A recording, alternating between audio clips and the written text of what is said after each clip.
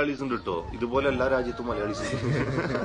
പിന്നെ ഇദ്ദേഹം NMC view finder എന്ന് പറഞ്ഞ ദുബായിലാണ്. ദുബായ് ബേസ് ചെയ്തിട്ടുള്ള വ്ളോഗ്. ദുബായ് ബേസ് ചെയ്തിട്ടുള്ള ബ്രിട്ടീഷ് കമ്പനി എന്നൊക്കെ പറഞ്ഞാൽ ഈ ദുബായ് ബേസ് ചെയ്തിട്ടുള്ള ഒരു മലയാളം വ്ളോഗിങ് കമ്പനിയാണ്.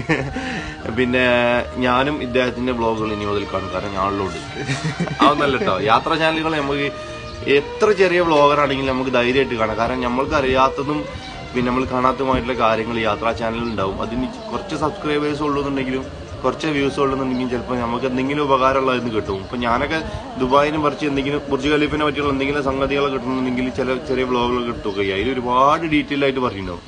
മലയാളീസ് ഉണ്ട് കേട്ടോ. ഇതുപോലെ എല്ലാ രാജ്യത്തും മലയാളീസ് ഉണ്ട്.